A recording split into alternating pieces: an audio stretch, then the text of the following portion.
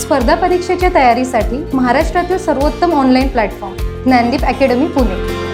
महाराष्ट्रातील सर्वोत्कृष्ट शिक्षकांचे व्हिडिओ लेक्चर्स, PDF स्वरूपात नोट्स व प्रश्नपत्रिका उपलब्ध, तेही अगदी माफक फीसमध्ये. बॅच जॉईन करण्यासाठी आजच गुगल प्ले स्टोअरवरून ज्ञानदीप अकॅडमीचे ॲप डाउनलोड करा.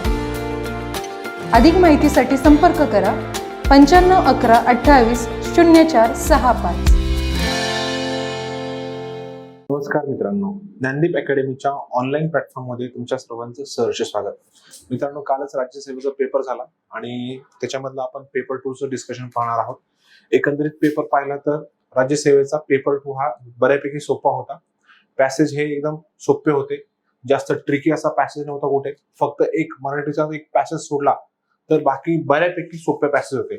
मराठीचे पण पॅसेज हे सोपा होता, पण थोडासा लेंदी होता आणि समजायला थोडासा अवघड होता. उत्तर त्याची येत होती. ठीक आहे, तर मित्रांनो आपण सुरुवात करूया. पहिलंच पॅसेज बघा, सायन्सचा पॅसेज आहे.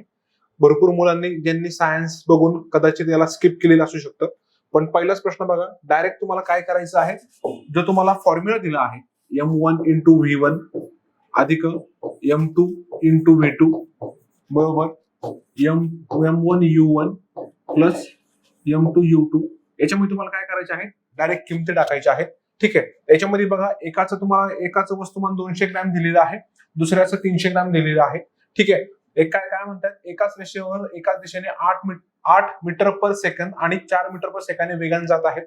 म्हणजे काय, त्यांची आधीची व्हेलॉसिटी तुम्हाला दिलेली आहे. म्हणजे बघा 0.2 गुणिले किती 8 अधिक बघा इकडे याचं मास बघा दुसऱ्याचं 0.3 गुणिले 8 हे किती येते 8 2 16 1.6 अधिक 8 3 24 2.4.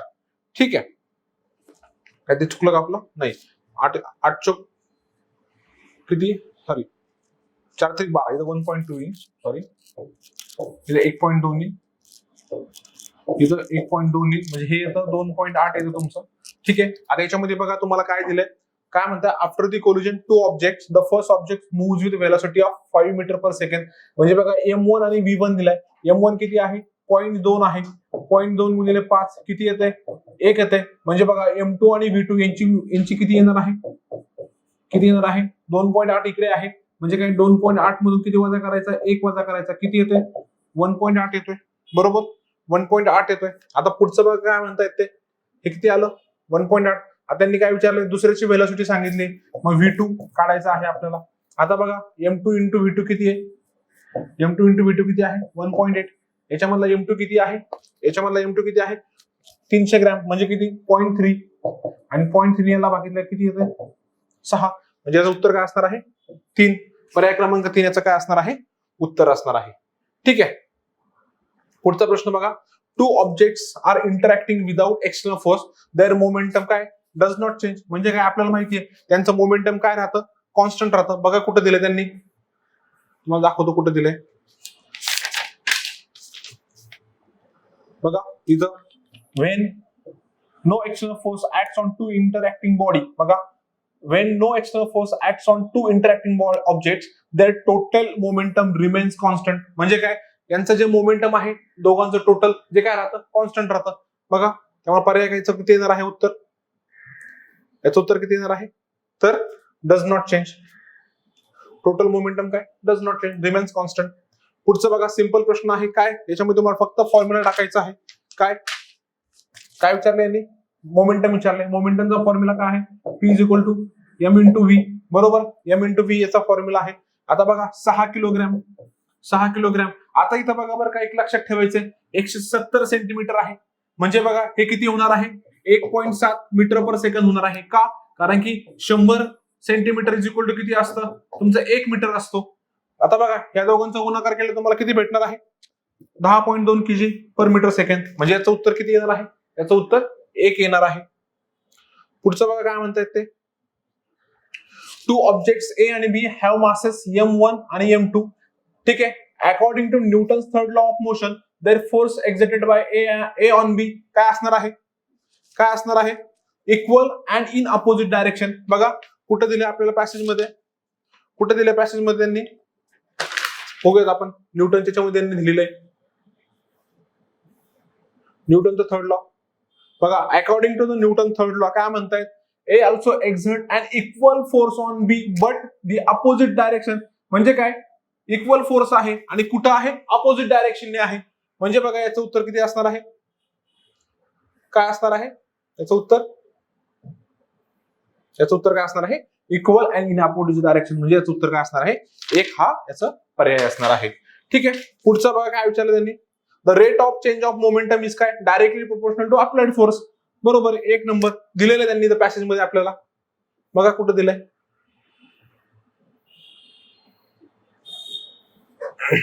स्टार्टिंगला दिलंय आपल्याला. बघा, according to Newton second law the rate of change of momentum is proportional to काय, अप्लाइड फोर्स. बघा इथं दिलेलं आहे की नाही. बघा त्यामुळे बघा किती इझी होता प्रश्न हा. म्हणजे ज्यांनी हा जर एखाद्याने जर हा पॅसेज वाचला सुद्धा जर नसेल तरी तुमचं याचं काय होणार आहे, याच्यावरून तुमचं उत्तर सुटणार आहे. ठीक आहे, म्हणजे हा पॅसेज तुम्हाला इझिली मार्क देणारा पॅसेज होता. ठीक आहे, म्हणजे याचं उत्तर काय असणार आहे, A directly proportional to the applied force. ठीक आहे, पुढचं बघा आता, हा सुद्धा सोपा पॅसेज होता. म्हणजे याच्यामध्ये काही एवढं असं अवघड मला काही वाटलं नाही. ठीक आहे, खूपच सोपा पॅसेज हा पण. आपण बघूया प्रश्न काय म्हणतायत ते.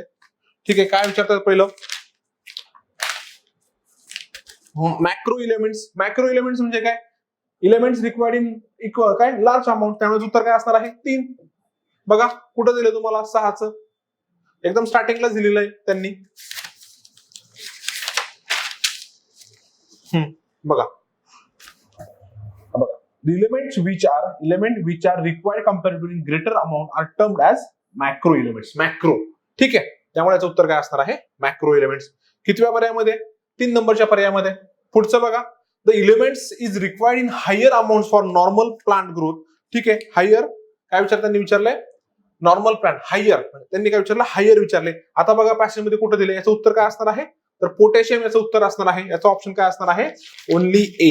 कोणता असणार आहे, ओनली ए. बघा आता आपण बघूया पोटॅशियम कुठं आहे, मागा पॅसेज मध्ये या.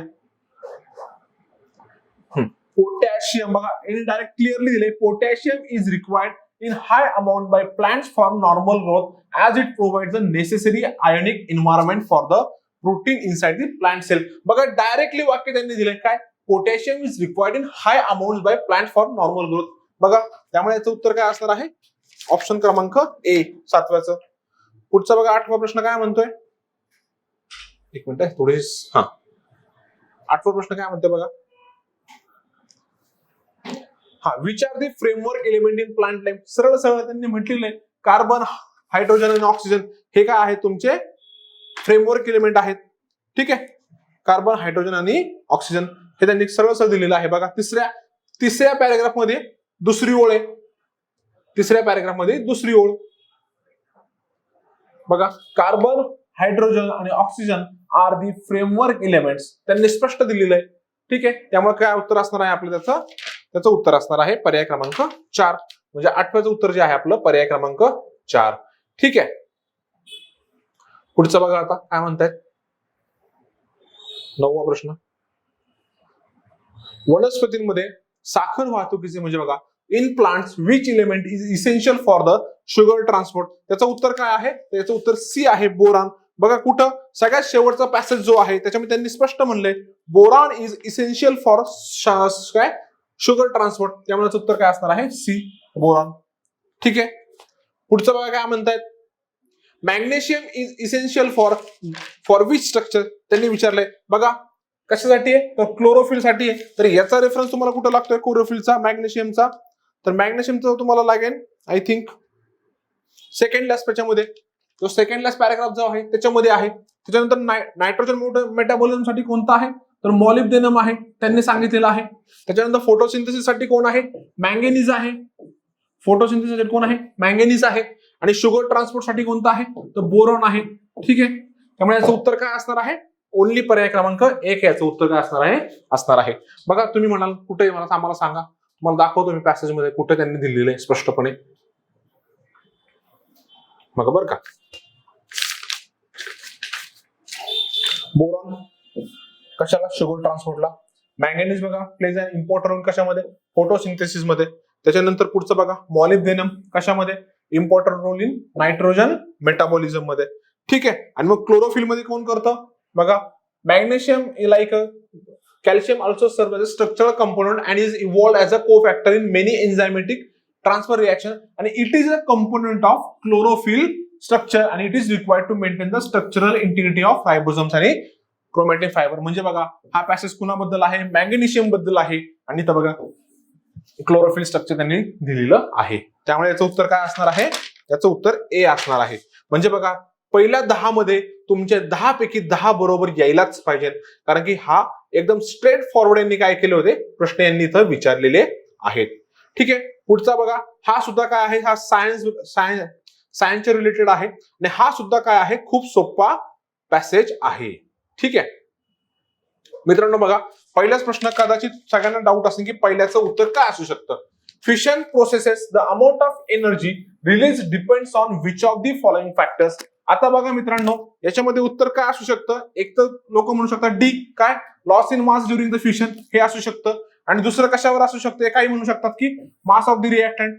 ठीक आहे. आता बघा मित्रांनो, का, कारण की त्यांनी क्रिटिकल मास ही यांनी काय केलेलं आहे, एका पॅसेज मध्ये बोललेले आहेत, काय क्रिटिकल मास. ठीक आहे. क्रिटिकल मास बद्दल ते काय केलेले आहेत, त्यांनी बोललेले आहेत. बघा आपण दाखवतो पुढं. तिसरा बघा, तिसरा पॅसेज बघा तुम्ही, चौथा पॅसेज. ठीक आहे. चौथ्या पॅसेज मध्ये ते काय म्हणतायत, however if the amount of uranium is small the most of the neutrons will escape from the surface and the reaction will stop. Okay. आणि पुढे काय म्हणतात, therefore critical mass of the metallic uranium is necessary. म्हणजे काय, हा uranium इथं काय आहे, इथं रिएक्टंट आहे. इथं युरेनियम हा प्रोडक्ट आहे का, नाही. ठीक आहे. त्यामुळे बघा इथं काय कळतंय की तुमचं मास जे आहे युरेनियमचं रिएक्टंटचं त्याच्यावर हा डिपेंड आहे. ठीक आहे. आणि पुढचं बघा, in necessary order to start the sustain the reaction and the critical mass of the uranium has been found to be between 1 to 100 kg. म्हणजे काय, 1 ते 100 किलोग्राम मध्ये काय आहे त्याचं क्रिटिकल मास आहे. म्हणजे बघा जर एवढं याचं मास असेल तरच तुमची काय होऊ शकते, चेन रिएक्शन सस्टेन होऊ शकते आणि तुम्हाला काय भेटू शकते, एनर्जी मिळू शकते. आणि वरती काय म्हणते बघा, ते वरती काय म्हणते सगळ्या याच्यामध्ये, the typical fission rate during the nuclear fission a large amount of energy released due to mass defect. ठीक आहे. याच्यामध्ये काय म्हणतात की मास डिफेक्ट मुळे काय होतीये, तुमची एनर्जी रिलीज होतीये. म्हणजे याच्यामध्ये बघा काय याचं उत्तर काय असू शकतं, मग ए, याचं ओनली डी किंवा एडी हे याचं उत्तर असू शकतं. Loss in mass during fission, याच्यामुळे काय होते, तुमची एनर्जी रिलीज होत असते. ठीक आहे. त्यामुळे याचं उत्तर काय असू शकतं, ए किंवा डी. म्हणजे हा पर्याय असू शकतो किंवा हा असू शकतो, पण मोस्टली मला असं वाटतं याचं उत्तर ए आणि डी असू शकतं. काही लोकांचं म्हणणं आहे की याचं डी असू शकतं, पण मला असं वाटतं की याचं उत्तर ओनली ए आणि डी असू शकतं. म्हणजे याच्यामध्ये याच्यामध्ये टाय असू शकतं. ओके. पुढचं बघा, nuclear reactor. In nuclear reactor why the moderator or heavy water use, कशासाठी, टू रिड्यूस द एनर्जी. आणि हे नाही बघा, मला सांगा यांनी बघा इथं कोणतं सगळ्यात खालचं सगळ्यात शेवटचा पॅराग्राफ बघा, सगळ्यात शेवटचा पॅराग्राफ काय म्हणतात बघा, ते कशाबद्दल बोलतोय, कुलंड बद्दल बोलतोय. शेवटून तिसरी ओळ बघा, स्लोविंग द न्यूट्रॉन्स. काय म्हणतात, heavy water which by slowing the neutrons आणि help in controlling the chain reaction. म्हणजे बघा याच्यामध्ये काय म्हणतात, essentially reactor consist of lump of separate बघा, lump of uranium separated from each other by blocks of graphite or heavy water. कशासाठी, which by slowing the neutrons. म्हणजे काय, आपण ते हेवी वॉटर का वापरतो, कारण की आपल्याला काय करायचं असतं, जे न्यूट्रॉन्स असतात त्यांना आपल्याला स्लो करायचं असतं आणि काय करायचं असतं, आपल्याला चेन रिएक्शन काय करायची असते, कंट्रोल करायची असते. त्यामुळे याच्यामध्ये बघा बरं काय येण्याचं उत्तर मला सांगा. याच्यामध्ये काय enhance the energy of neutrons असणार आहे का, नाही. का आपल्याला काय करायची आहे, याची एनर्जी रिड्यूस करायची आहे. कूल द न्यूट्रल रिएक्टर आहे का, नाही. तर आपल्याला काय करायचंय, कंट्रोल करायची चेन रिएक्शन. ठीक आहे. त्यामुळे मला सांगा याच्यामध्ये बी घ्यायचंय का आपल्याला, 100% नाही घ्यायचं बी. त्यामुळे बी इथे गेला आणि तुमच्याकडे फक्त दोनच ऑप्शन राहतात. मग काय असणार आहे, to reduce the energy and hence the speed of neutrons. का, कारण की तुमचं हे पॅसेज मध्ये याचा उल्लेख आहे. त्यामुळे याचं उत्तर काय असणार आहे, ओनली सी. 2 नंबरचा याचा पर्याय काय असणार आहे, उत्तर असणार आहे. कसलं, 12व्याचं. ठीक आहे. पुढचा बघा, खूप सोपा प्रश्न आहे. तुम्हाला फक्त रिएक्शन बॅलन्स करायची होती. इकडे किती आहेत, वरती बघा ऍटॉमिक मास 236 येते, वरती ऍटॉमिक मास किती येते, 236. आणि पुढच्याच इकडे किती असलं पाहिजे, याचं पण तेवढंच असलं पाहिजे. मला सांगा याचं किती असणार आहे ऍटॉमिक मास, हे 4 आहेत, म्हणजे हे किती, याचं 4 झालं. ठीक आहे, मग मला सांगा एक्स अधिक वाय किती आलं पाहिजे तुमचं, एक्स अधिक वाय आणि हे 4 किती आले पाहिजे तुमचे, 236 आले पाहिजे. बरोबर, 236 आले पाहिजे. मला सांगा मग एक्स आणि वाय किती आले पाहिजे तुमचे, 236 मधून किती करायचे, 4 वजा करायची, किती येतात, 232 येतात. मग मला सांगा ह्या 4 ऑप्शन मध्ये 232 कोणत्या ऑप्शन मध्ये येते बघा बरं. फक्त ए आणि बी हे दोनच एकमेव असे ऑप्शन आहेत की त्यांची बेरीज काय येते, 232 येते आहे. आणि बाकीच्या सगळ्यांची बेरीज काय येते, वेगळी येते. याची किती बेरीज येते, 4 9 4 13 234, याची 234 येते. ठीक आहे, याची किती येते बघा बरं, याची किती येते, 14 1 हाताला, ठीक आहे 10 3 234. बघा यांची दोघांची 234 येते. आपल्याला किती हवी आहे, 232 हवी आपल्याला. आणि मला सांगा त्या दोनच ऑप्शन मध्ये 232 येते, त्यामुळे तुमचं उत्तर काय असणार आहे, पर्याय क्रमांक 3 ए आणि बी. ठीक आहे, 14वा प्रश्न बघा काय विचारले त्यांनी, for the chain reaction why is it necessary to have a critical mass. कशासाठी गरज आहे क्रिटिकल मासची, का, to capture the neutron to start आणि सस्टेन द फिशन रिएक्शन. ठीक आहे, बघा त्यांनी कुठं म्हणले का बघा आपल्याला, त्यांनी आपल्याला याच्यामध्ये दिलेलं आहे पॅसेज मध्ये, कितवा, एक चौथा पॅसेज, चौथा पॅराग्राफ आहे. आणि चौथा पॅराग्राफ मधली शेवटून तिसरी ओळ बघा दाखवतो. हा काय, क्रिटिकल मास इन ऑर्डर, बघा a critical mass of a metallic uranium is necessary, कशासाठी, इन ऑर्डर टू स्टार्ट आणि सस्टेन द चेन रिएक्शन. बघा स्टार्ट अँड चेन रिएक्शन आहे का सी, बरोबर. पहिला पर्याय काय म्हणते, for neutrons to escape from the surface, आहे का एस्केप, नाही. For neutrons to scatter from the surface, scatter आहे का, नाही. त्यामुळे एकच पर्याय राहतो कोणता, सी. आणि डी बघा, for neutrons to reflect from the surface of the fission metal, आहे का, कुठं म्हटलंय की त्यांनी रिफ्लेक्शन वगैरे, नाही. त्यामुळे फक्त एक काय असणार आहे, सी. काय, कशासाठी, टू स्टार्ट करण्यासाठी, रिएक्शन तुमची स्टार्ट करण्यासाठी. ठीक आहे, त्यामुळे याचं उत्तर काय असणार आहे, ओनली पर्याय क्रमांक 4. ठीक आहे, ठीक आहे. 15वा बघा आता, खूप सोपं आहे गणित हे पण. ठीक आहे, आता यांनी बघा इथे तुम्हाला काय दिलेलं आहे बघा, पॅसेज मी त्यांनी आपल्याला दिलेलं आहे काय, त्यांनी युरेनियमची आपल्याला त्यांनी एनर्जी दिलेली आहे, किती एनर्जी जाते ती नाही बघा बरं का, इथे कुठेतरी दिले.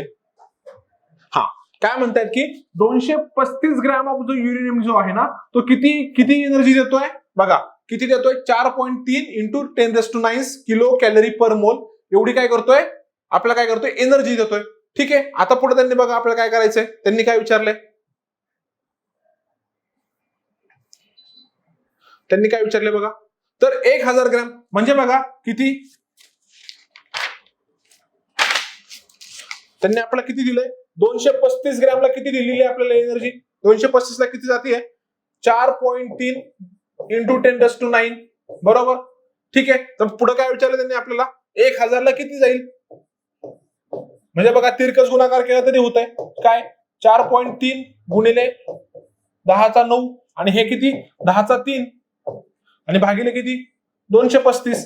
जर आपण हे गणित सोडवलं तर आपल्याला उत्तर किती येतंय, 183 गुणिले 10⁻10. म्हणजे याचं उत्तर किती असणार आहे, याचं उत्तर ए हा पर्याय असणार आहे, किती, एवढी त्याची एनर्जी असणार आहे.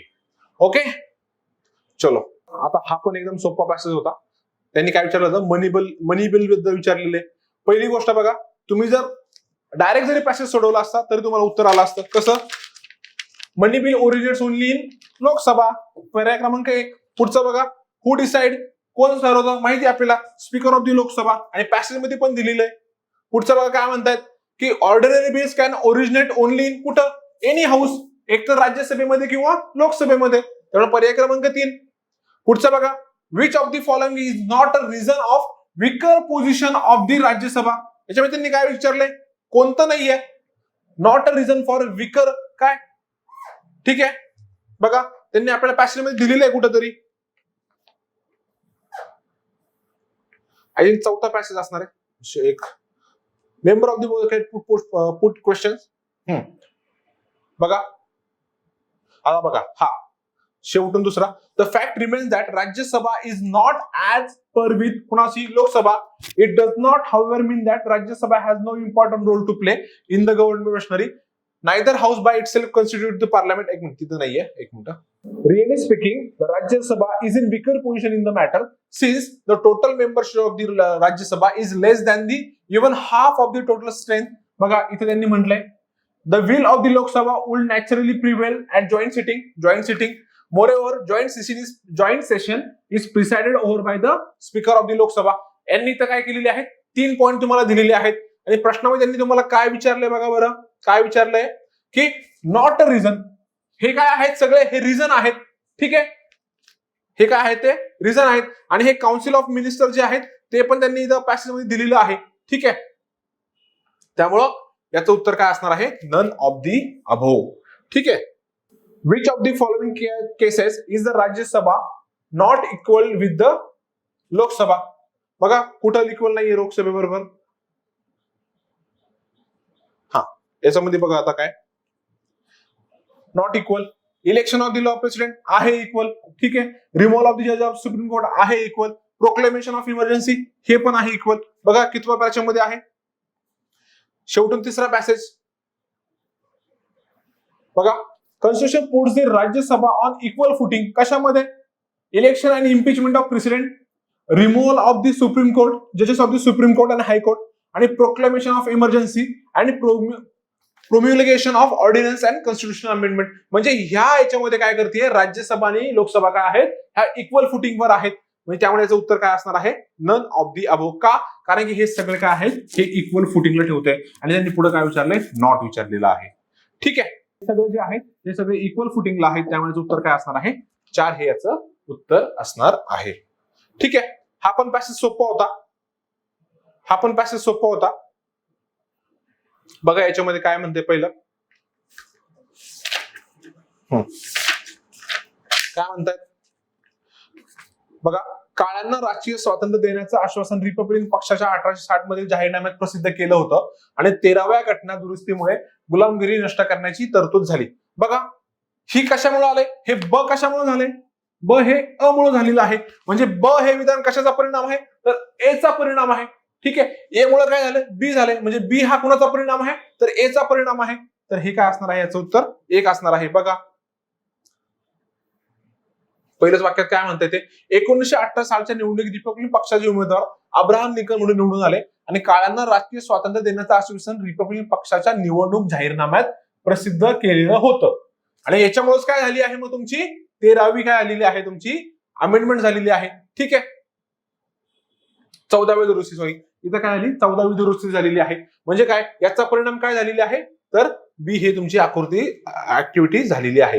म्हणजे काय, ब हे विधान कशाचा परिणाम आहे, तर तुमच्या ए ह्या घटकाचं परिणाम आहे. एक मिनिट बघूयात आपण. ठीक आहे, बघू एक मिनिट. बघा इथं दिलेली आहे, निर्मूलनाशी संबंधित 13वी दुरुस्ती मंजूर केली गेली. बघा त्यामुळं याचा परिणाम काय आहे, हे आहे. ठीक आहे. त्यामुळे याचं उत्तर काय असणार आहे, ए हे याचं उत्तर असणार आहे. ठीक आहे. पुढचं बघा, 22वा प्रश्न काय म्हणतोय, 1875च्या नागरी अधिकार अधिनियमाला मर्यादित मिळाले. का, कारण की गुलामांची आर्थिक स्थिती जी आहे इतकी खाली होती की त्यांना खुलेपणाने निवड करता येणे अशक्य होतं. हे जरी नसलं म्हणलं तरी हे याच्यामधून इम्प्लाय होते. दाखवतो तुम्हाला कशामध्ये. 22 दुसरा पॅरेग्राफ बघा. दुसरा पॅरेग्राफ आहे याच्यामधला काय बघा.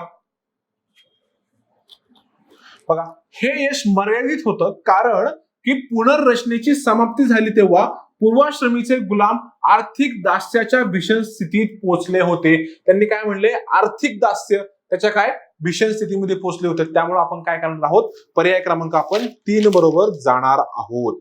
ठीक आहे. बघा 1875ला मला सांगा याच्यामध्ये त्यांनी कुठं म्हणले का, पूर्वाश्रमीच्या गुलामांना खूपच क्षेत्रे खुली झाली होती.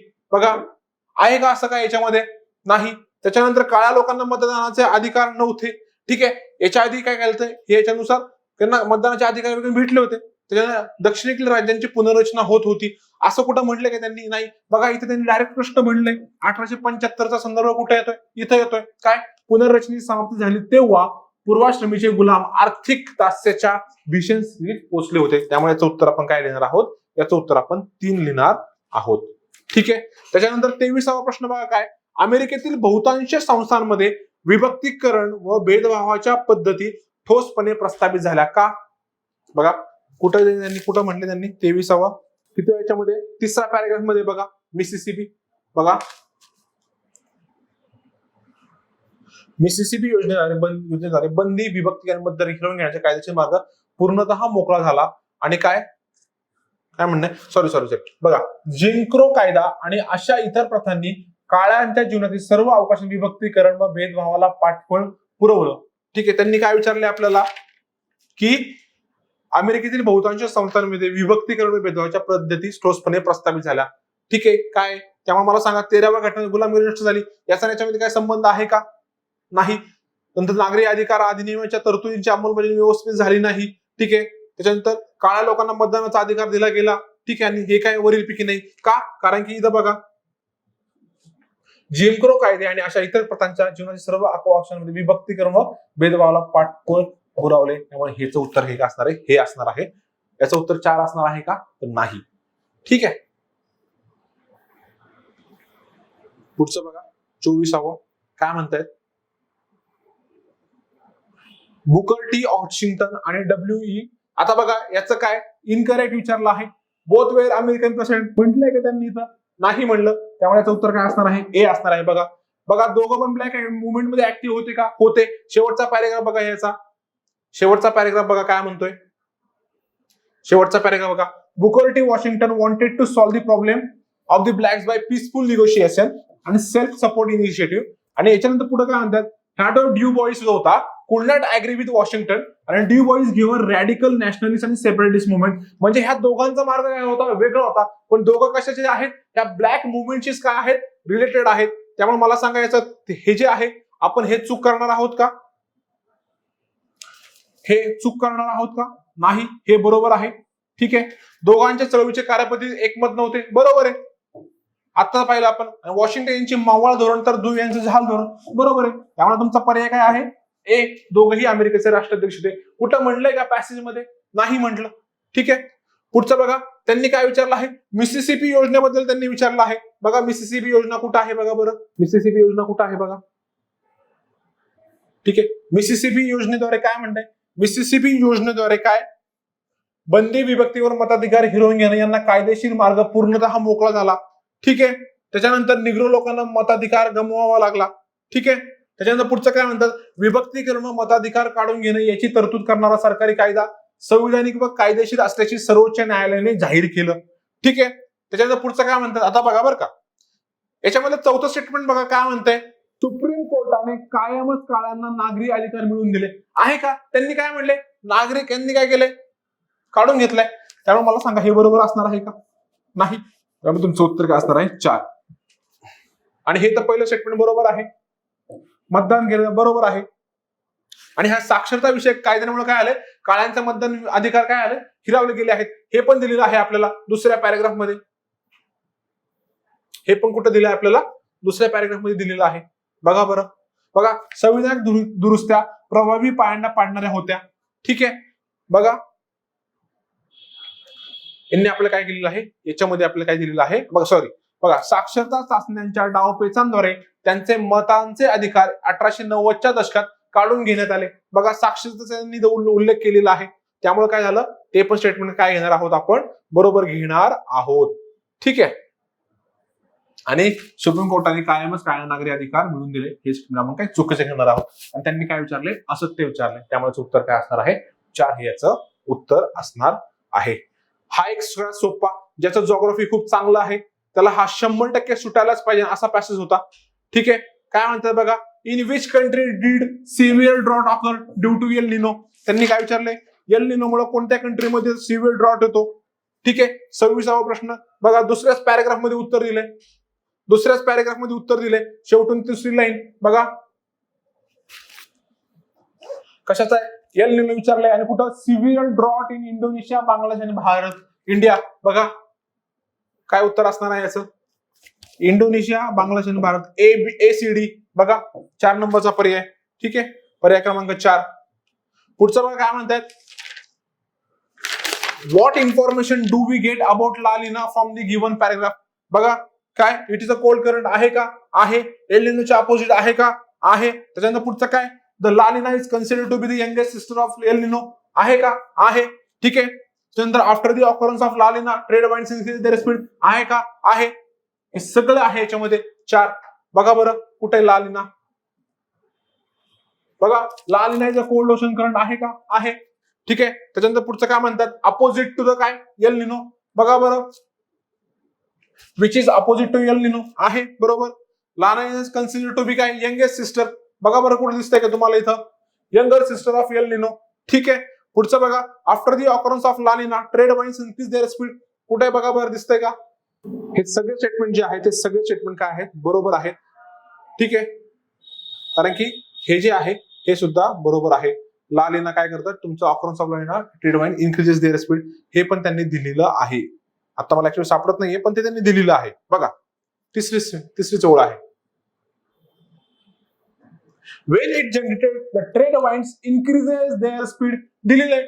त्यामुळे सगळे स्टेटमेंट जे आहेत ते सगळे स्टेटमेंट बरोबर आहेत. ठीक आहे. सगळे स्टेटमेंट काय आहे तुमचे बरोबर आहेत. त्यामुळे उत्तर काय असणार आहे 4. पुढचं बघा L Nino is called as a Chris child because. का? काय म्हणतात बघा बरं. 28चं उत्तर पहिल्याच पॅरेग्राफ मध्ये दिलेलं आहे. बघा पहिल्या पॅरेग्राफ मध्ये तिसरी ओळ, because it arrives after the Christmas. It arrives after the Christmas. त्यामुळे उत्तर काय असणार आहे बघा बरं, it occurs after the Christmas. पर्याय क्रमांक 1. 28 उत्तर काय असणार आहे पर्याय क्रमांक 1.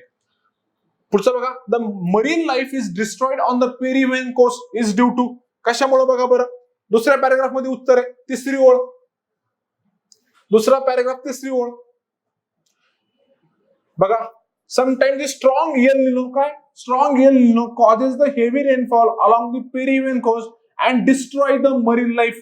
ठीक आहे. Destroys the marine life. त्यामुळे उत्तर काय असणार आहे स्ट्रॉंग एल निनो. यांनी इथं म्हटलेलं आहे स्ट्रॉंग एल निनो. पुढचा बघा तिसावा काय आहे प्रश्न. लालिना बघा खाली काय म्हणतात, the Peruvian coast become greener due to the rain from La Nina. La Nina आहे का तर नाही, एल निनो आहे. ठीक आहे. पुढचा बघा there is a rich harvest of cotton. La Nina का नाही, एल निनो. ठीक आहे. तर पुढे काय म्हणतात, El Nino is an irregular warm ocean current. बरोबर आहे का तर बरोबर आहे. ते सुद्धा काय आहे तुमचं बरोबर आहे का. तुमच्या कुठं दिलं बघा पहिल्याच ओळीमध्ये दिलं तुमच्या पॅसेजच्या. बघा काय म्हणतात, El Nino is a warm ocean current which is occur regularly in the Pacific Ocean. आणि त्यांनी पुढे काय विचारले आपल्याला,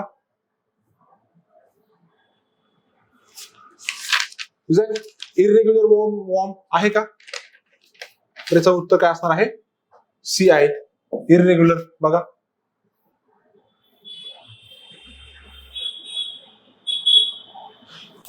इरेग्युलरली, त्यामुळे उत्तर काय असणार आहे ओनली ऑप्शन सी. ठीक आहे. बघा त्याचं उत्तर काय असणार आहे ओनली ऑप्शन सी. त्यामुळे उत्तर काय असणार आहे 4. ओके.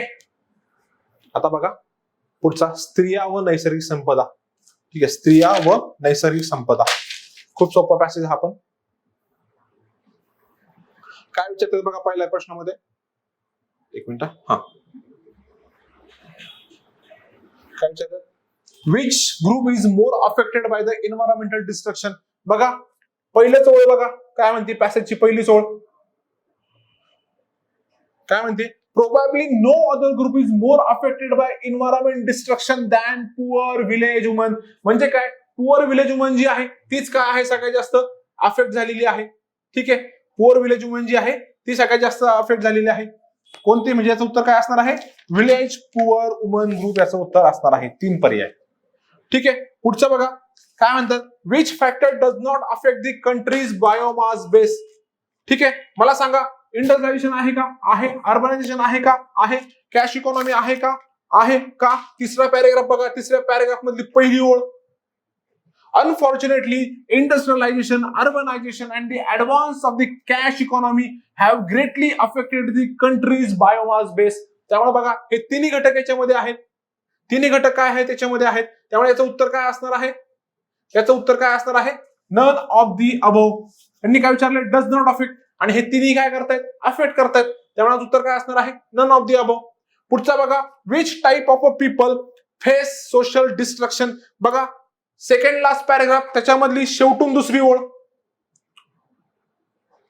काय बघा काय म्हणतात, कुठे गेली सेकंड लास्ट, हा marginal culture like that of a tribal and nomads are the first to face total social destruction त्यांनी म्हटलेलं आहे. बघा डायरेक्ट क्लिअरली त्यांनी पॅसेज मध्ये सांगितलंय.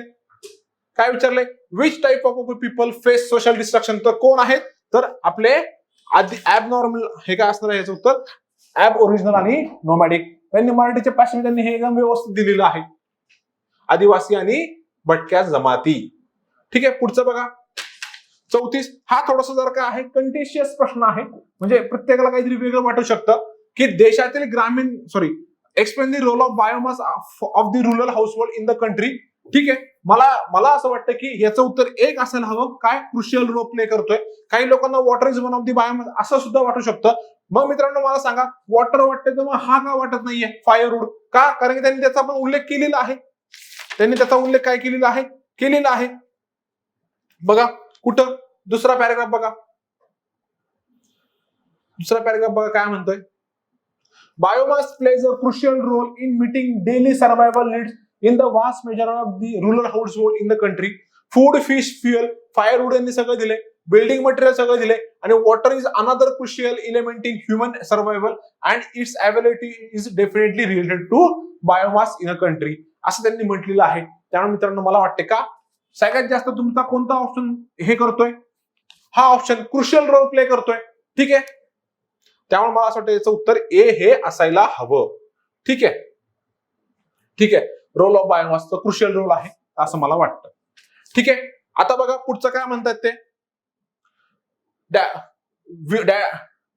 डिस्ट्रक्टेड कोणकोणते घटक आहेत की ज्यांनी काय केले, डिस्ट्रक्ट दी बायोमासला काय केले, डिस्ट्रक्ट केले. बघा मित्रांनो तिसऱ्या पॅराग्राफ मधली तिसरी ओळ, तिसरा पॅराग्राफ आणि तिसऱ्या पॅराग्राफ मधली तिसरी ओळ काय म्हणतात, डिफॉरेस्टेशन आणि डिव्हेजिटेशन अँड बघा the destruction of biomass with the deforestation आणि devegetation and its transformation away from the rural household needs and towards the urban. आणि ते बघा यांनी डायरेक्ट स्पष्ट म्हणलेलं आहे,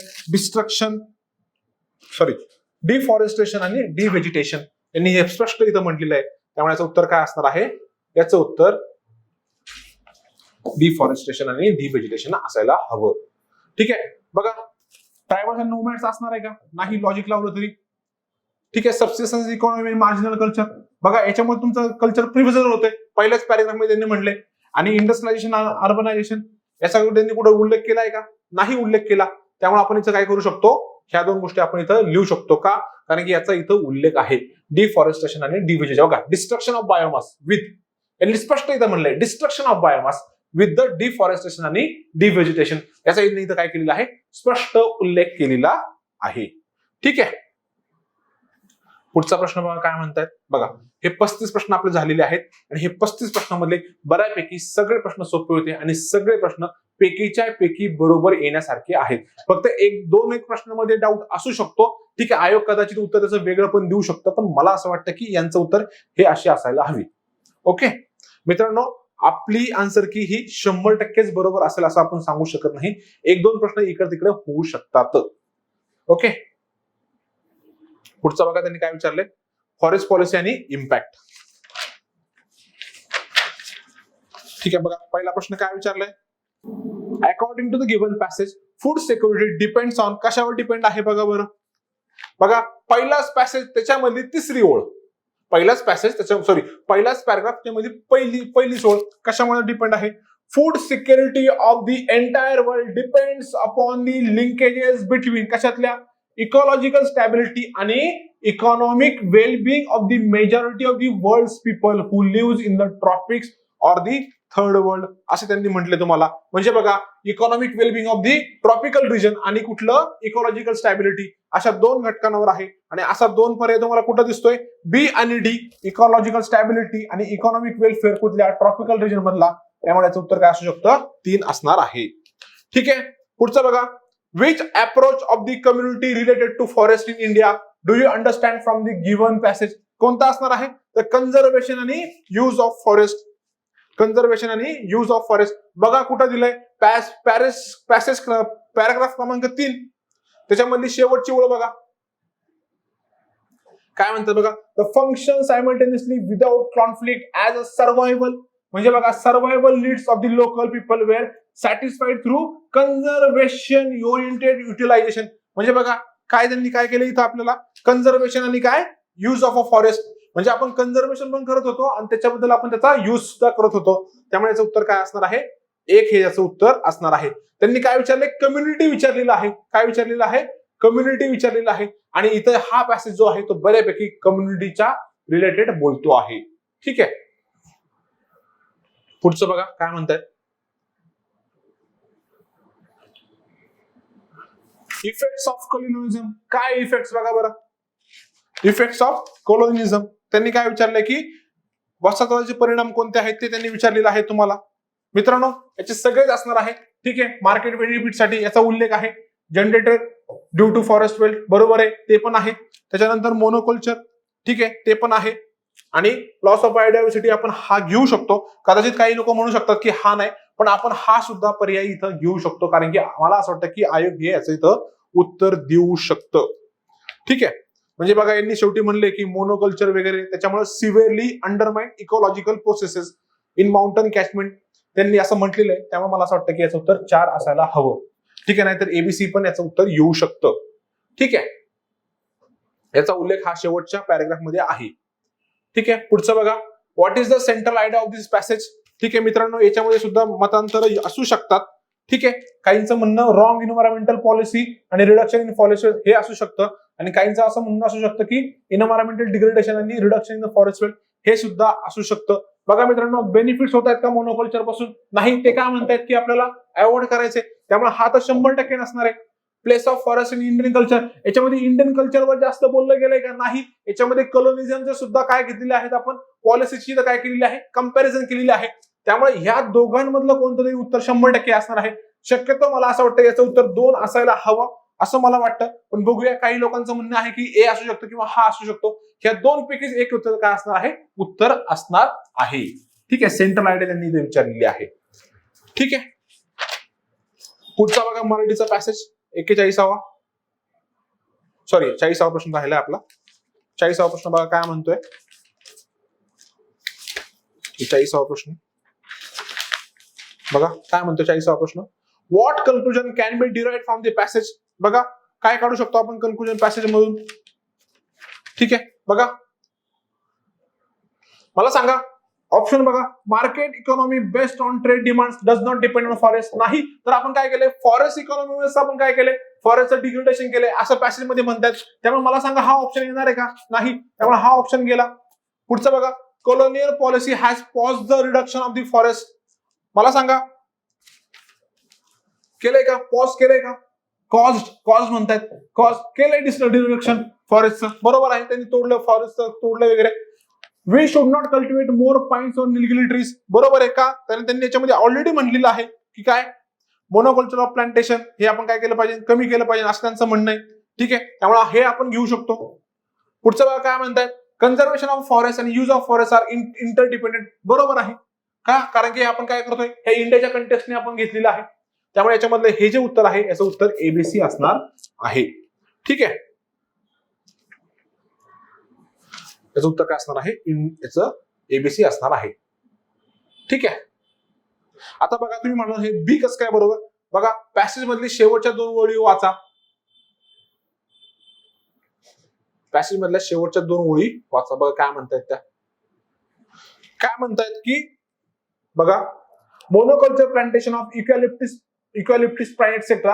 severely undermine the ecological process in mountain catchment like Himalaya and Western Ghat. बघा असं त्यांचं म्हणणं आहे. ठीक आहे, असं त्यांचं काय आहे, म्हणणं आहे. त्यामुळे आपण काय करतोय, ह्या 40वा जे आहे ते आपण काय करतोय, बरोबर घेतोय का, कारण की लागवड आपण करू नये का, याच्यामुळे तोटा होतोय, त्यामुळे आपण हे आपण बरोबर घेणार आहोत. त्यामुळे याचं उत्तर काय असणार आहे, याचं उत्तर आपण एबीसी घेणार आहोत. ठीक आहे, पुढचा बघा 40वा प्रश्न, 40वा पॅसेज. मित्रांनो हा पॅसेज तसा समजा थोडासा अवघड होता, पण याच्यामध्ये एवढं सुद्धा पण अवघड नाहीये असं मला वाटतंय. ठीक आहे, बघा आता काय म्हणतात, काय म्हणतात, चिरंतन समाधान प्राप्तीच्या मार्गातील भोग त्यागाशी निगडीत असलेल्या मर्यादा कोणत्या. मित्रांनो शेवटून दुसरा पॅसेज त्याच्यामधली शेवटून दुसरी ओळ, शेवटून दुसरा पॅसेज त्याच्यामध्ये शेवटून दुसरी ओळ. भोग त्यागे म्हणजे सुखोपभोगाचा त्याग करण्यासाठी देश काळ समाज यांच्या मर्यादा असतात आणि त्या मर्यादाच त्याच्या समाधानावरील मर्यादा म्हणतात असं त्यांनी स्पष्ट म्हणले. त्यामुळे मला सांगायचं उत्तर काय येणार आहे, त्याचं उत्तर काय येणार आहे, ऐहिक प्रापंचिक सुखोपभोगाच्या त्यागावर देश काळ समाज यांच्या मर्यादा माणसाला असतात. ठीक आहे, त्यामुळे उत्तर काय असणार आहे, 3 असणार आहे. पुढचं बघा, पिंड ज्ञान म्हणजे काय, पंचेंद्रियांमार्फत मिळणारे ज्ञान. ठीक आहे, ठीक आहे. 4. त्यानंतर तत्वज्ञान काय आहे, चिंतनातून ईश्वर शक्तीच्या जवळ जाणारे ज्ञान. ठीक आहे. तानमाने म्हणजे काय, गायनानी कलेद्वारे प्राप्त केले होणारे ज्ञान. त्याच्यानंतर योग मागे म्हणजे काय, ऐहिक व भौतिक सुखाचा त्याग. बघा हे यांनी सगळं दिलेलं आहे इथे. बघा योगाभ्यास कुठं म्हणलं इथं, बघा योगाभ्यासाने मनुष्य समाधी अवस्थेपर्यंत प्रगती करू शकेल. समाधी अवस्थेत असताना त्याचे जगाशी भान तुटेल व ईश्वराशी काय होईल, नाते त्याचं काय होईल, नाते जोडणे, ईश्वराचे नाते जोडले जाईल. बघा आपल्या पर्यायामध्ये काय दिले, समाधी अवस्थेत ईश्वराशी ज्ञान जोडणे. कुठं आहे, इथं आहे. कारण की योगाभ्यासामध्ये काय लागते, समाधी लागते आणि त्याच्या धरून काय करतोय तो, ईश्वराशी नातं जोडतोय. त्यामुळे काय योगमाय त्याचं 2 आपण हे केलंय. पुढचं बघा काय म्हणतायत, भोगत्याग कुठं आहे बघा बरं. भोगत्याग पण शेवटून दुसरा पॅसेज त्याच्यामधली शेवटून दुसरी ओळ. काय म्हणतात, भोगत्यागे म्हणजे सुखोपभोगाचा काय करायचा, त्याग करायचा आहे. ठीक आहे, ते पण आपल्याला दिलेले आहे. म्हणजेच काय, ऐहिक व भौतिक सुखाचा आपल्याला त्याग करायचा आहे. त्यामुळे याचा उत्तर काय घेणार आहोत, याचं उत्तर आपण 1 घेणार आहोत. 1 उत्तर आपण याचं घेणार आहोत. ठीक आहे, ओके चालतंय. चला योग मागे काय, आपण योग मागे ऐहिक सुखाचा, बरोबर आपण सगळं ते बघितलेलं आहे. ओके चला. तत्वज्ञान बघा, चिंतनामुळे मनुष्य प्राणी काही काळ. बघा याच्यामधला दुसऱ्या पॅरेग्राफ मधली चौथी ओळ, बघा तत्वज्ञान चिंतनामुळे मनुष्य प्राणी काही काळ तरी चिरंतन सत्याच्या जवळ जाऊ शकेल. बघा दिलेलं आहे त्यांनी. त्यामुळे याचं उत्तर काय आहे आपलं, 1 उत्तर त्याचं आहे. 1 उत्तर त्याचं आहे. पुढचं बघा, समर्थ रामदासांच्या मते प्रपंची माणसाला शाश्वत समाधान केव्हा प्राप्त होईल. बघा बरं कधी प्राप्त होईल सांगताय त्यांनी. 43वा किती शेवटचा पॅरेग्राफ आणि त्याच्यामधली चौथी ओळ. बघा काय म्हणतायत ते, काय म्हणतायत बघा, संत सज्जनांचा सहवास ठेवल्यानेच मिळू शकेल असे सांगतात. तेथे यांना अभिप्रेत असलेल्या संत सहवास म्हणजे काय, केवळ देहाने संतांच्या सहवासात राहणे हा नाही, तर काय म्हणतायत की त्याच्या संगतीत असताना आपले मनानेही त्यांच्याशी नाते जोडून ती संत संगती, संतांच्या मनाची म्हणजे त्यांच्या सद्विचारांची हेच त्यांना अभिप्रेत आहे असं ते म्हणतायत. म्हणजे बघा काय म्हणतात, सदेहाने व संत सज्जनांचा सहवास व सद्विचारी केलेले आचरण असं याच्यामध्ये आहे. काही मुलं म्हणू शकतात की चौथं पण असू शकतं, संत सहवासात काय, मीपणाचा त्याग केल्याने मनाने व श्रद्धेने संतांच्या मोठेपणात विलीन झाल्यावर प्रपंची माणसाला शाश्वत समाधान होऊ शकते. असं पण या दोघांमधली याचं उत्तर काय असणार आहे असं मला वाटतं. बघा यांनी पण याच्यामध्ये चौथ्यामध्ये काय म्हणतायत ना, की मीपणा त्यांच्या संतांच्या मोठेपणात विलीन होऊन जातो, त्याचा अभिमान संपतो, संत सहवासामुळे त्याच्यात आमूलाग्र सुधारणा होते. ठीक आहे, असं असू शकतं. पण मला असं वाटतं की याच्यामध्ये हे उत्तर असू शकतं का.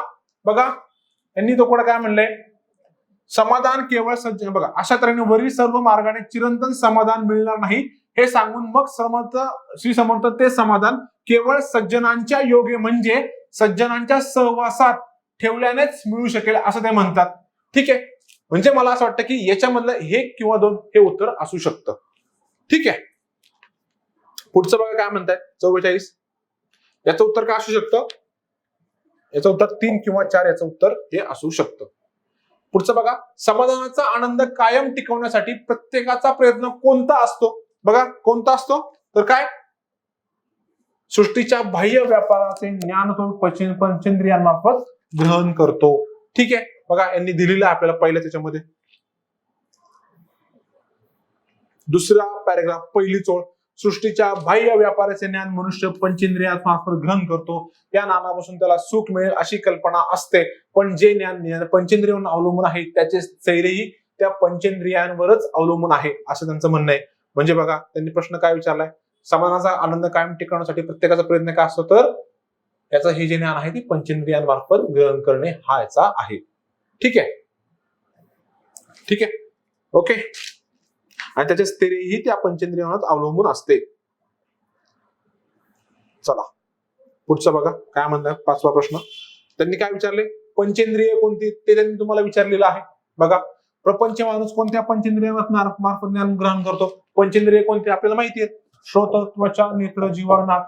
पॅसेजमध्ये जरी नसतं दिलं तरी याचं उत्तर काय आहे, 4 हे याचं उत्तर आहे. ओके, पुढचं बघा इंग्लिश पॅसेज. मित्रांनो इंग्लिश पॅसेज मध्ये तुम्हाला मी डायरेक्ट सांगतो.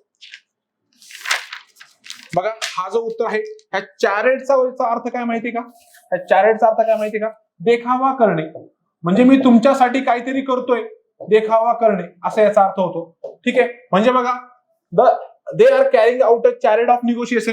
म्हणजे काय करतोय आम्ही गव्हर्नमेंट बरोबर काहीतरी निगोशिएशन करतोय, याचं काय करतायत ते देखावा करतायत फक्त. मला सांगा त्यांनी काय विचारलंय, क्लोजेस्ट मिनिंग म्हणजे याच्या जवळचा मिनिंग कोणता आहे सांगा बरं मला. सांगा हे जे आहे चार्टर, याचा काय आहे चार्टरचा अर्थ की डॉक्युमेंट इश्यूड बाय अथॉरिटी. म्हणजे एखादा जे गव्हर्नमेंट डॉक्युमेंट देतं ते डॉक्युमेंट. त्याच्यानंतर स्पेटचा अर्थ काय, सडन रश. म्हणजे काय सडन रश, म्हणजे आपण नाही म्हणत का एकदम सडनली पाणी आलं, अचानकपणे काहीतरी होणं ते. त्याच्यानंतर पुढचं सिरीजचं माहिती आपल्याला राहिलं काय, ऍब्सोल्यूट प्रिटेन्स. म्हणजे काय खोटा खोटा काय करणे, दाखवणे मी तुमच्यासाठी काहीतरी करतोय. ठीक आहे, त्यामुळे याचं उत्तर काय असणार आहे, 3 असणार आहे. पुढचं बघा काय म्हणतात की टर्माजंट. टर्माजंट याचा अर्थ काय आहे, भांडखोर स्त्री. भांडखोर स्त्री. मित्रांनो मग याच्यामध्ये फक्त एकच असा ऑप्शन आहे चार्मिंग. ठीक आहे, हे बाकी सगळे जे आहेत यांचे अर्थ काय होतात, ह्या याच्याशी निगडीत आहेत. ठीक आहे, पुढचं बघा 48. 48चं उत्तर डायरेक्ट बघा 48 आणि 49 यांची डायरेक्ट उत्तर कशामध्ये आहेत, पहिल्या पॅरेग्राफ मध्ये आहेत. ज्यांनी फक्त पहिला पॅरेग्राफ जरी वाचला असेल तरी त्याला काय होणार आहेत, उत्तर सुटणार आहेत. बघा काय म्हणतात की labour force including the effective leadership and intelligent middle management, no amount of foreign assistance or natural wealth can ensure successful development and modernization. आणि ते पुढे काय म्हणतात, without a productive labor force including effective leadership and intelligent middle management काय काय होऊ शकत नाही. तर बघा डायरेक्ट त्यांनी दिलेलं आहे नो अमाऊंट ऑफ फॉरेन आणि मॉडर्नायझेशन. त्यामुळे याचं उत्तर काय असणार आहे 48/4. म्हणजे बघा त्यांनी इथं फक्त आपल्याला वाक्य कंप्लीट करायचं होतं, त्यामुळे उत्तर काय असणार आहे 4. पुढचं बघा man power development during the next quarter century. काय म्हणतात बघा, बघा त्याच पॅराग्राफ मध्ये the man power for the development during the next quarter century will come from the world present population of infants, children and adolescent. असं त्यांनी स्पष्ट म्हणलंय. बघा तेच उत्तर आहे will be काय will come from the world's present population of infants. आणि ते उत्तर 2 आहे. पुढचं काय म्हणतात, रायटर्स डायरेक्टली और indirectly made 3 of the following statement indicate the one didn't make. बघा त्यांनी कोणतं केलं नाही ते त्यांनी विचारले तुम्हाला. बघा मित्रांनो दुसरं स्टेटमेंट बघा, child is most critical here with. त्यांनी याचा उल्लेख केलेला आहे. कुठे यांनी उल्लेख केलेला आहे, तर कुठे उल्लेख केला त्यांनी, आणि त्यांनी 3ऱ्या किंवा 4थ्या पॅसेजमध्ये त्यांनी काय केलेलं आहे, त्याचा उल्लेख केलेला आहे. ठीक आहे, पुढचं बघा development will be handicapped as long as woman remain second class. याचा सुद्धा त्यांनी काय केलेला आहे, उल्लेख केलेला आहे. ठीक आहे, बघा 3ऱ्या पॅरेग्राफ मध्ये बघा 3ऱ्या पॅरेग्राफ मध्ये काय, as long as woman remain second class citizen बघा अनएज्युकेटेड काय म्हणणे यांचं. बघा याचा यांनी काय केलेलं आहे, इथं पण development will be handicapped as long as woman remains second class. याचा सुद्धा यांनी काय केलेला आहे, उल्लेख केलेला आहे. बघा आणि पहिल्या पॅरेग्राफ मध्ये काय म्हणताय बघा, याच्या 2ऱ्या पॅरेग्राफ मध्ये याच्यामध्ये त्यांनी म्हणलंय critical years which regard to physical, intellectual, social आणि development before he reaches 5 years. म्हणजे काय पहिले 5 वर्ष काय आहे तुमचे महत्वाचे आहेत. त्यामुळे याचा सुद्धा उल्लेख काय आहे, पॅसेज मध्ये आहे. त्यामुळे मला सांगा हे स्टेटमेंट जे आहे ते बरोबर आहे का, हे स्टेटमेंट बरोबर आहे. ठीक आहे, आणि आपल्याला काय करायचंय, कोणत्या याच्यामधून इम्प्लाय होत नाही ते आपल्याला काढायचंय. ठीक आहे, त्यामुळे मला सांगा हे पण बरोबर आहे, हे पण बरोबर आहे. पुढचं बघा many of the world present population of infant, children, adolescent will not have the health, education, skill, social culture activity essential for the responsibilities of development. बघा पहिलाच पॅरेग्राफ बघा, द manpower for the development during the next quarter century will be come from the world's present the population of infants, children and the son, but we are not sure. बघा, यांनी काय म्हणले, we are not sure that they will be equal to the task. Will they have the health, the education, the skill, the social economic attitude essential for the responsibilities of the development? म्हणजे याच्यामध्ये आपण sure आहोत का? नाही. त्यामुळे आपण हे म्हणू शकतोय का? म्हणू शकतो काय? Many of the world present population children will not have the health. याच्यामध्ये त्यांनी काय केलंय? प्रश्नचिन्ह केलेलं आहे. त्यामुळे आपण हे म्हणू शकतो. आणि पुढचं बघा काय म्हणतात, in the advance countries of the world women are regarded as a first class citizen but in developing they are third rated citizen. असं कुठं म्हणलंय का त्यांनी? नाही. त्यामुळे याचं उत्तर काय असणार आहे? 4. ठीक आहे, याचं उत्तर काय असणार आहे? 4. ओके, आता आपण काय करूया, डिसिजन मेकिंगचे शेवटचे 5 प्रश्न पाहूया. ठीक आहे मित्रांनो, डिसिजन मेकिंगचे हे प्रश्न प्रत्येकाचे रेफर होऊ शकतात. आयोगाला काय योग्य वाटते ते आपण सांगू शकत नाही. ठीक आहे, त्यामुळे आपण काय क्लोज असू शकतं याचा आपण याच्यामध्ये विचार करूया. ठीक आहे, आपण क्लोज जाण्याचा विचार करूया. म्हणजे आम्ही पण खूपच क्लोज असू असं पण सांगू शकत नाही. ठीक आहे,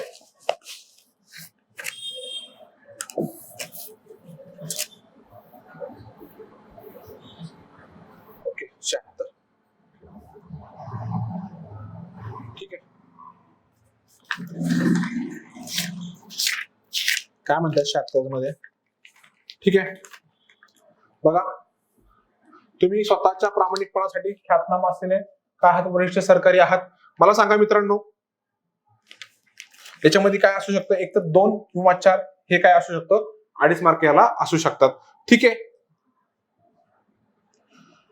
ठीक आहे, कदाचित काही लोकांनी हे पण बरोबर असू शकतं. हे प्रत्येकाला एक वाटू शकतं, कारण की हे डिसिजन मेकिंग खूप सब्जेक्टिव्ह आहे.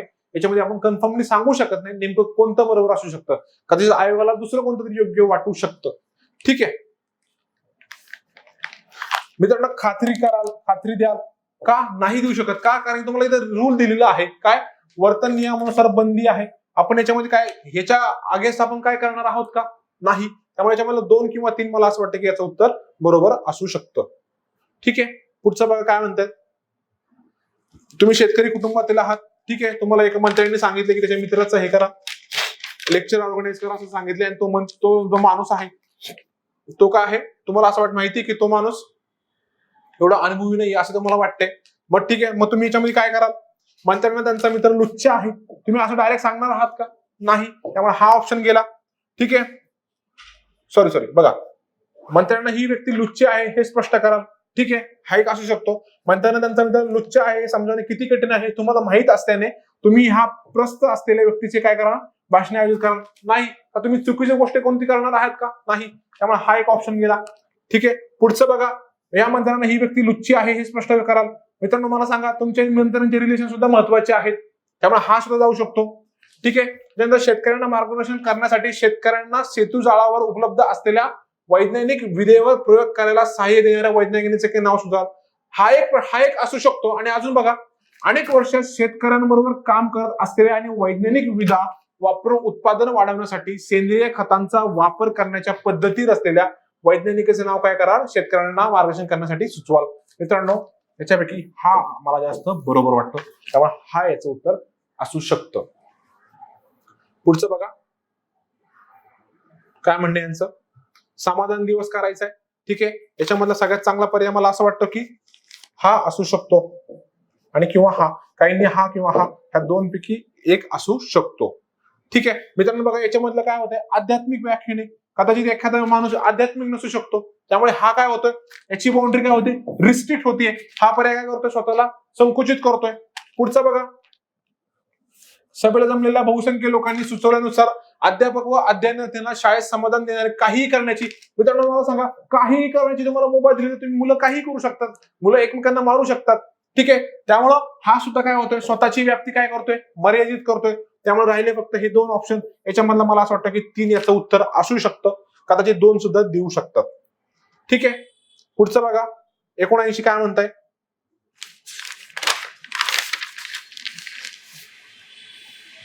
बघा, जैव अभियांत्रिकीमध्ये आहे. मला सांगा, लगेच तुम्ही माध्यम वापरणार आहात का?